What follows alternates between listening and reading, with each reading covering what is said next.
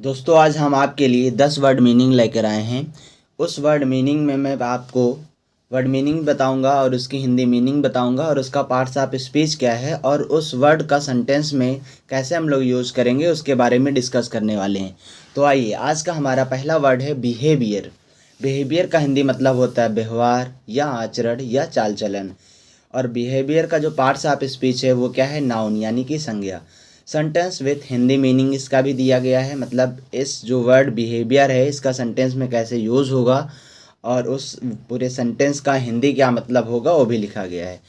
देखिए क्या लिखा है, his behaviour towards his elders is always respectful.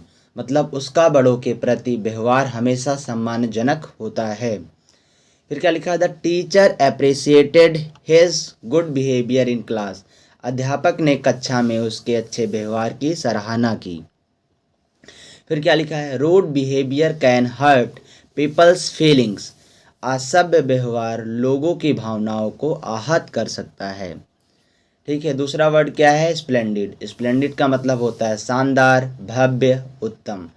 ठीक है, इसका पार्ट्स ऑफ स्पीच क्या है, ये एक एडजेक्टिव है। फिर देखिए पहला सेंटेंस है, the view from the top of the hill was splendid. मतलब पहाड़ी की चोटी से दृश्य शानदार था। फिर लिखा है, she wore a splendid dress at the party. Wear, wear मतलब होता पहनना, उसी की सेकंड फॉर्म लिखा है। तो क्या है, she wore a splendid dress at the party.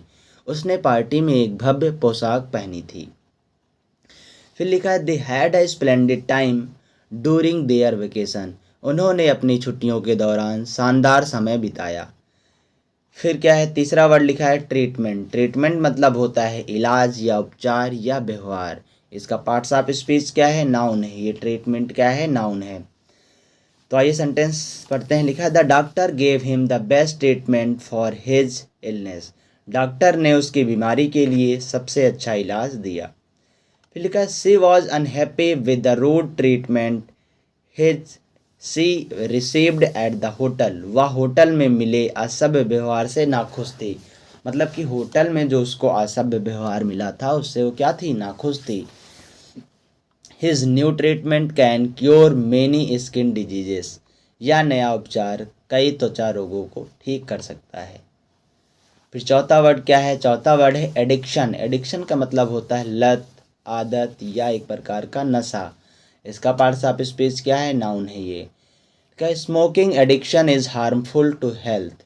धूम्रपान की लत स्वास्थ्य के लिए हानिकारक है। फिर लिखा है, he is trying to overcome he is trying to overcome his addiction to video games. वह वीडियो गेम की लत से छुटकारा पाने की कोशिश कर रहा है।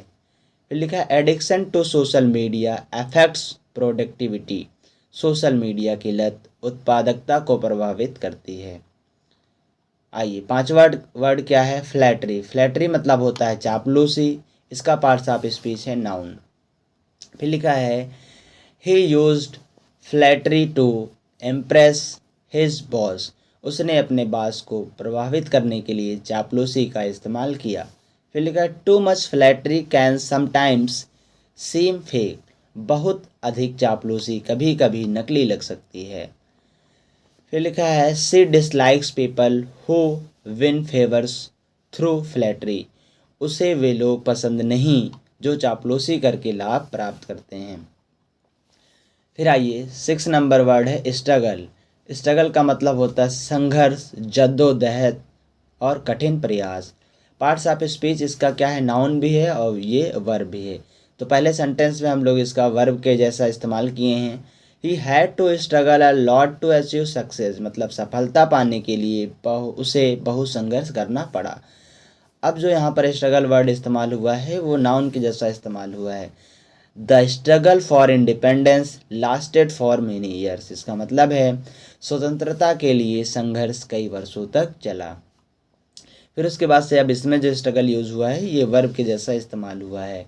She is struggling to balance her work and personal life. वह अपने काम और व्यक्तिगत जीवन के बीच संतुलन बनाने के लिए संघर्ष कर रही है। वर्ड नंबर 7 क्या है, थॉट। थॉट का मतलब होता है विचार यानी कि सोच, धारणा। इसका पार्ट्स ऑफ स्पीच नाउन है और ये वर्ब है। और यह थिंक की कैसी फॉर्म है? पास्ट फॉर्म है। थिंक की पास्ट फॉर्म मतलब थिंक की सेकंड फॉर्म क्या होती है? थॉट होती है। आइए पहले हम इसका पहले और दूसरे सेंटेंस में नाउन के जैसा इस्तेमाल करेंगे, फिर थर्ड सेंटेंस में वर्ब के जैसा इस्तेमाल करेंगे। तो आइए क्या लिखा है? His thought about life is very deep, मतलब जीवन के बारे में उसका विचार बहुत गहरा है। She gave a lot of thought before making a decision, फैसला लेने से पहले उसने बहुत सोच विचार किया। अब आइए हम लोग थॉट का वर्ब के जैसा इस्तेमाल करेंगे। लिखा है I thought you were coming to the party, मतलब मैंने सोचा था कि तुम पार्टी में आओगे। 8वां नंबर वर्ड है रिजाइन। रिजाइन का मतलब होता है इस्तीफा देना, त्यागपत्र देना या पद को छोड़ देना। इसका पार्ट्स ऑफ स्पीच क्या है? वर्ब है ये। सेंटेंस क्या लिखा है? He decided to resign from his job due to personal reasons, उसने निजी कारणों से अपनी नौकरी से इस्तीफा देने का फैसला किया। फिर दूसरा सेंटेंस है the minister had to resign after the controversy, मतलब विवाद के बाद मंत्री को इस्तीफा देना पड़ा। फिर क्या लिखा है? She resigned from the company and started her own business, उसने कंपनी से इस्तीफा दिया और अपना खुद का व्यवसाय शुरू किया। Question number word meaning number 9 है ड्राउन। ड्राउन का मतलब होता है डूबना, डुबोना या जलमग्न होना। पार्ट्स ऑफ स्पीच इसका क्या है? वर्ब है ये। आइए he does not know how to swim, he does not know how to swim and might drown in deep water, उसे तैरना नहीं आता और वह गहरे पानी में डूब सकता है। फिर क्या लिखा है? The heavy rain round the entire village, भारी बारिश ने पूरे गांव को जलमग्न कर दिया। तीसरा sentence she drowned in sadness after hearing the bad news, बुरी खबर सुनकर वह दुख में डूब गई। यह वर्ड मीनिंग 10 है और ये लास्ट वर्ड मीनिंग है इस वीडियो का। फिर लिखा है वर्ड। वर्ड है क्वेरल। क्वेरल इसका हिंदी मतलब होता है झगड़ा यानी कि बहस विवाद। इसका पार्ट्स ऑफ स्पीच है नाउन और वर्ब, ये दोनों के जैसा ट्रीट करेगा, नाउन और वर्ब। पहले और तीसरे में ये नाउन के जैसा यूज हुआ है और दूसरे सेंटेंस में वर्ब के जैसा यूज हुआ है। आइए सेंटेंस पढ़ते हैं। लिखा है they had a quarrel over a small issue, उसने उनके बीच एक छोटे से मुद्दे पर झगड़ा हो गया। फिर लिखा है she always quarrels with her brother for no reason, वह हमेशा बिना किसी वजह के अपने भाई से झगड़ती रहती है। इसमें जो क्वेरल इस्तेमाल हुआ है ये वर्ब के जैसा इस्तेमाल हुआ है। फिर तीसरे वाले सेंटेंस में जो क्वेरल इस्तेमाल हुआ है वो नाउन के जैसा इस्तेमाल हुआ है। The quarrel between the two friends lasted for days, दोस्तों के बीच का झगड़ा कई दिनों तक चला। दोस्तों उम्मीद करता हूँ यह वीडियो आपको अच्छी लगी होगी। मैं बारी बारी से फिर से स्लाइड लगा दे रहा हूँ, आप स्क्रीनशॉट ले लीजिए। आप पहले स्लाइड का स्क्रीनशॉट लीजिए, उसके बाद आप दूसरे स्लाइड का स्क्रीनशॉट ले लीजिए। यहाँ पर वर्ड के साथ में सब कुछ एक साथ में मिल जाएगा। फिर आप तीसरे स्लाइड का जो है स्क्रीनशॉट ले लीजिए, तीसरे वर्ड का। फिर उसके बाद से आप चौथे का स्क्रीनशॉट ले लीजिए। फिर 5वां वर्ड लगा दे रहा हूँ, आप इसका स्क्रीनशॉट ले लीजिए। फिर 6ठा वर्ड लगा दे रहा हूँ, इसका आप स्क्रीनशॉट ले लीजिए एक बार। फिर 7वां वर्ड, इसका स्क्रीनशॉट ले लीजिए पूरा, ठीक। 8वें का आप स्क्रीनशॉट ले लीजिए। फिर 9वें नंबर का भी स्क्रीनशॉट ले लीजिए। फिर 10 नंबर का आप स्क्रीनशॉट ले लीजिए।